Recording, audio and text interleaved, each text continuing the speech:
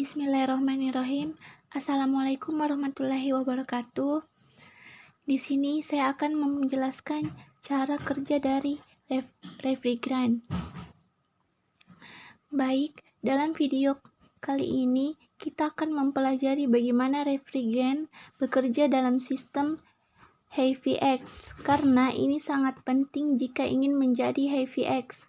Oleh karena itu, kita harus memahami cara kerja refrigeran, bagaimana refrigeran berubah fase, dan bagaimana ia menggerakkan energi panas di sekitar sistem.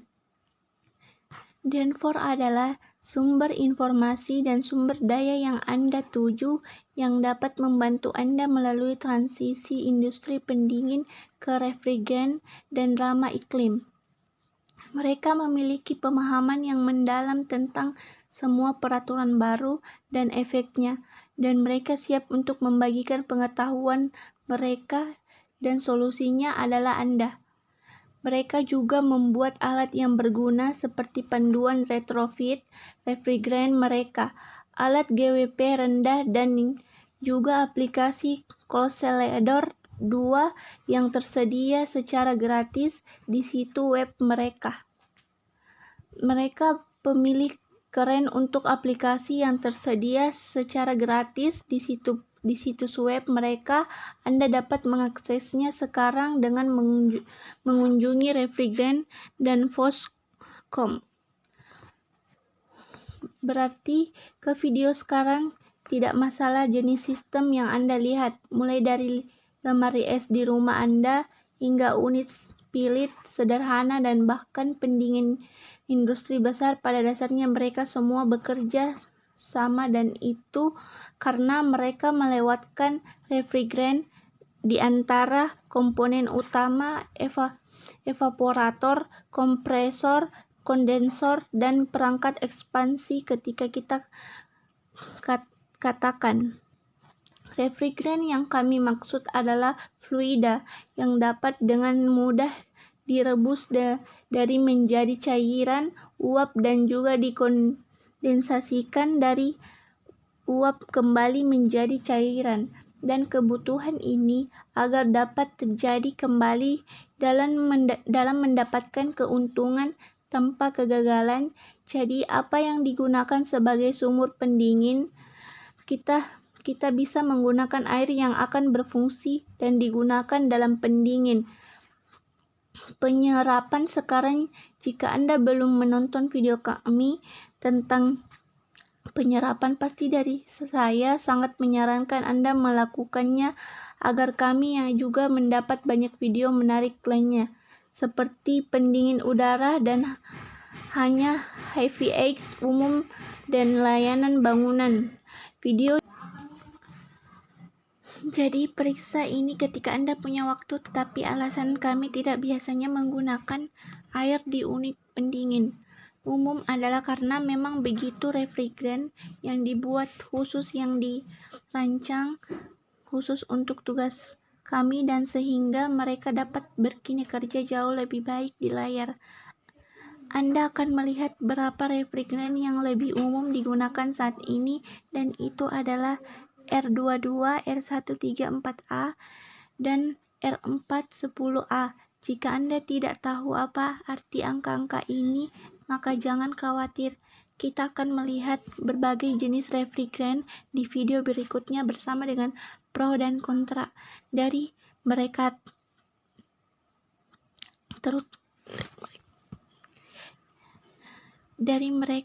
terutama dampak potensial mereka terhadap lingkungan. Tetapi seperti yang Anda lihat di layar, refrigeran ini memiliki titik didih yang sangat rendah dibandingkan dengan air. Mereka membutuhkan sedikit panas untuk mendidih dan menguap menjadi uap, dan ini artinya mereka dapat mengekstraksi panas lebih cepat. Seperti yang Anda lihat pada tekanan atmosfer, maka titik didih air adalah 100 derajat Celcius atau 212 Fahrenheit. Tetapi R134A memiliki titik didih hanya minus 26,5 derajat Celcius atau minus 15,4 derajat Fahrenheit. Jadi bisa kita gunakan. Suhu kamar untuk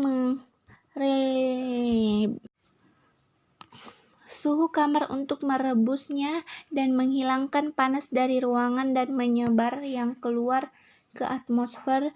Tapi untuk sekarang mari kita lihat bagaimana refrigeran sebenarnya bergerak di sekitar sistem. Jadi kita akan melalui dengan kompresor karena itu kekuatan pendorongnya ke sekitar sistem.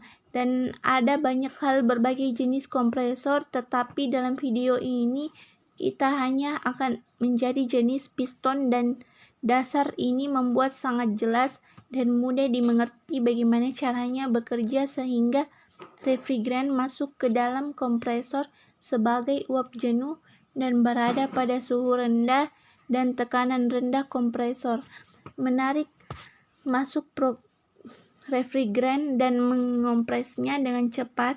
Ini memaksa molekul bersama-sama sehingga jumlah molekul yang sama masuk ke dalam ruang yang lebih kecil. Ini meningkatkan laju tumbukan molekul karena mereka semua terus-menerus terpental saat mereka bertabrakan dan mengubah mereka energi listrik kinetik menjadi panas.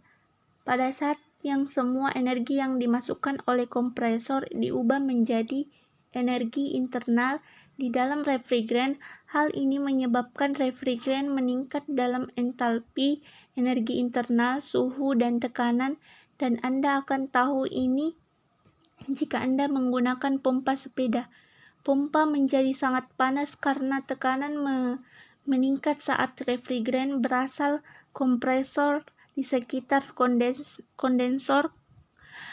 Kondensor adalah tempat semua yang tidak diinginkan panas ditolak ke dalam aplikasi karena takut ini akan mencakup semua panas dari bangunan serta panas dari kompresor. Saat refrigeran saat memasuki kondensor, suhu harus lebih tinggi daripada udara di sekitarnya itu agar panas untuk transfer lebih besar. Perbedaan suhu itu lebih mudah. Perpindahan panas akan menjadi refrigeran masuk sebagai superheat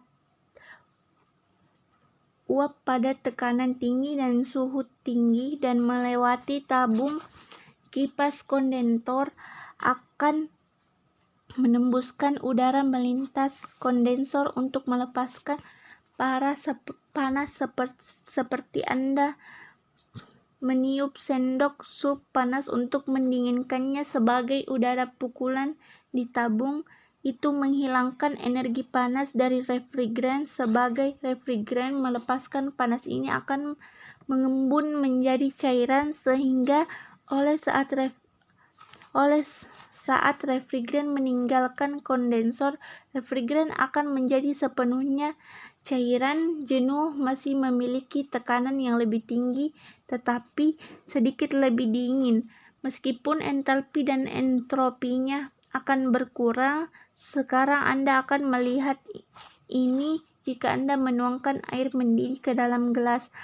Anda akan melihat semua uap ini mulai naik keluar dan juga uap saat bersentuhan dengan satu sisi di dalam bola, dan ada sisi bertekanan rendah tepat melewati nosel. Saat pelatuknya meremasnya memungkinkan cairan lewat, dan ini akan menjadi campuran cairan dan uap. Jadi saat zat pendingin melewati katup ekspansi, zat pendingin akan melakukan hal ini dan itu akan mengembang karena pipa bekerja. Setelah itu masuk ke evaporator berada di tekanan yang lebih rendah.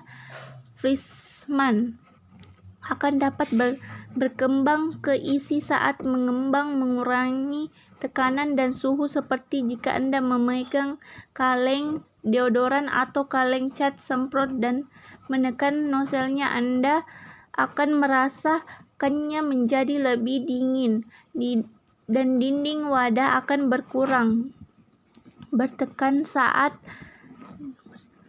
Anda melakukannya, sehingga refrigeran akan meninggalkan katup ekspansi dan pada tekanan dan suhu rendah, dan sekarang menuju langsung ke evaporator. Menerima refrigeran dan kipas menghembuskan udara hangat melintasi kumparan.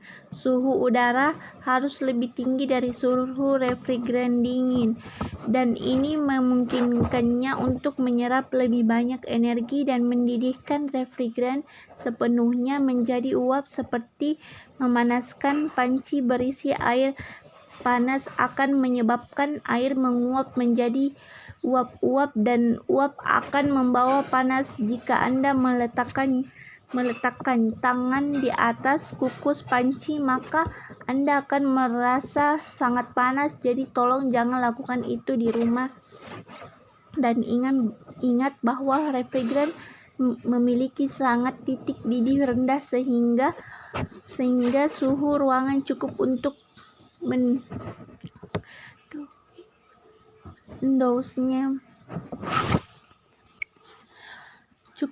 menembusnya menjadi uap. Refrigeran pergi sebagai uap jenuh pada tekanan rendah dan suhu hanya berubah sedikit. Membingungkan banyak orang, tetapi alasannya tidak meningkat adalah karena sedang mengalami perubahan fase dari cairan menjadi uap, sehingga energi panas digunakan untuk memutus ikatan antara molekul, tetapi entalpi dari entropinya akan meningkat, dan ini terjadi di mana energi pergi. Suhu hanya akan berubah sekali cairan tidak mengalami perubahan fase. Baiklah, itu untuk video kali ini, cara bekerja dari refrigeran. Sekian dari saya, kurang lebihnya mohon dimaafkan. Wassalamualaikum warahmatullahi wabarakatuh.